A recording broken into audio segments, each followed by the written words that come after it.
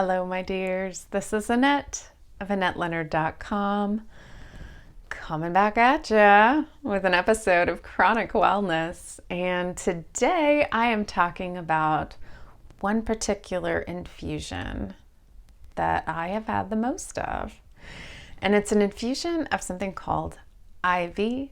It is human immunoglobulin, and one dose of it that I would take was spun out of the blood, of the plasma of about 50,000 donors. So it was a very precious, very expensive, very labor-intensive substance that was being dripped into my veins to boost my immune system.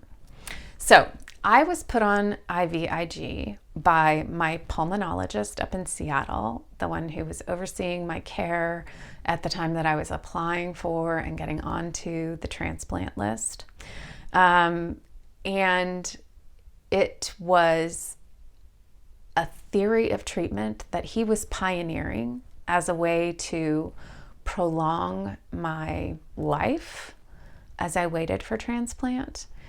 And not necessarily a common treatment for people with autoimmune diseases. And the way that I had to be administered the IVIg was very slowly. An uncommon side effect of IVIg is meningitis. And my first administration of the substance, I came down with meningitis. And unlike the typical ways of contracting meningitis, which is infectious or viral, mine was medication induced, which is called aseptic. Means that I can't pass it to anyone else because I got it from the medicine that I was being administered. Doesn't mean it is any less painful, any less intense, just means I can't give it to anybody else. They still test for it by testing your cerebral spinal fluid. You still have all the nasty, awful symptoms.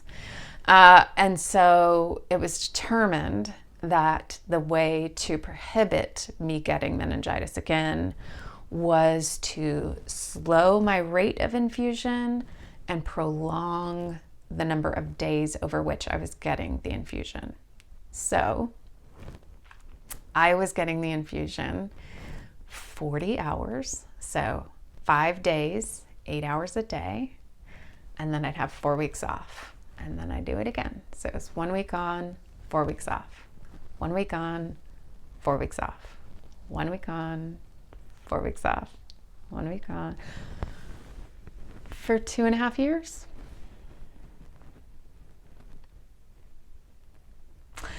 I got meningitis 4 more times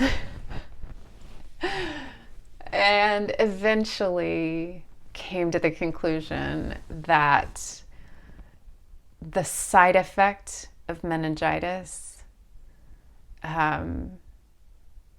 was not worth the quality of life that the infusions were giving me. And it was a really tough call because there were indicators that this was stabilizing my lung health, and yet I was living in darkness and quiet and isolation, vomiting, with a headache the magnitude of which I couldn't comprehend. It's now almost 4 years later and I still have a headache. So that meningitis has not left me in its entirety, or it left me with a parting gift that I want nothing to do with. And I do believe that that high dose IVIg was something that helped me turn a corner, helped preserve